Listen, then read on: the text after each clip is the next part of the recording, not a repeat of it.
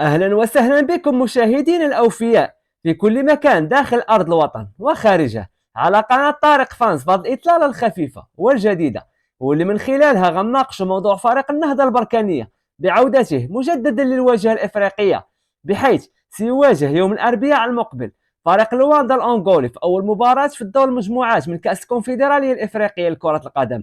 سؤال: هل النهضة البركانية سيلعب بقميص الخريطة المغربية أم لا؟ هذا الشيء غتشاهدوا معنا في هذا المقطع من خلال عدة مستجدات حصرية عندها علاقة بخارطة المغرب الوطني في القميص الرجاء وبركان. ولكن بداية نصلي ونسلم على خير المرسلين محمد رسول الله، فضلا وليس أمرا بغيتكم تدعموا هذه القناة بالاشتراك، تفعلوا إعجاب ويلا على بركة الله.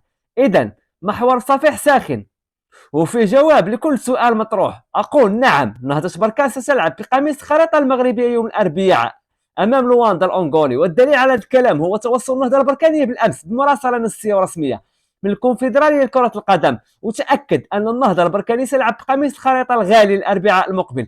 اذا هو انتصار للحق الاتحاد المغربي لكره القدم وضرب الاكاذيب لجاره السوء الذين هللوا الاكاذيب وهميه وانتصارات زائفه. اذا هي اصوات الحق يؤكد بان الحق لا يعلى عليه، وان القميص البرتقالي وكتزين خارطه المملكه المغربيه الشريفه سنشاهده في مباراه الاربعاء المقبل ان شاء الله.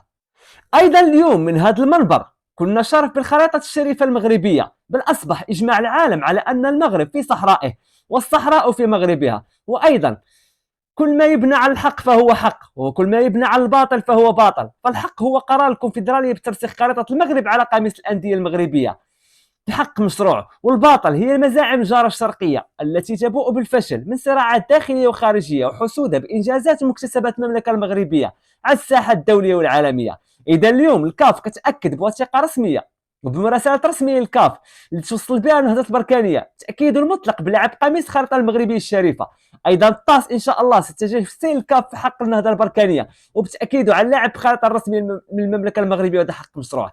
إذا هي صدمة للإعلام الجزائري بتداول هذا الخبر اللي نزل عليهم كالصاعقة في البلاطوات ديالهم، وإن طال الزمن فحق لا يعلو عليه، ولازم الرجوع للعين الصواب وحق مشروع للمغرب. والأكيد غنلاحظوا هذه الأيام مقبلة أفلام سينمائية من أكاذيب الإعلام الجزائري على الانتصار المغربي للحق المشروع، والمغرب لا يزال إلى الآن يبقي على أدبيات وأخلاقيات الجوار ومقابلة الشر بالخير، وهذه هي أخلاق الممالك العظيمة ومملكة العربية الشريفة. إذا شاهدتم على المقطع للنهاية فبغيتكم تدعموا هذه القناة بالاشتراك، تفعلوا إعجاب، وإلى الملتقى بإذن الرحمن.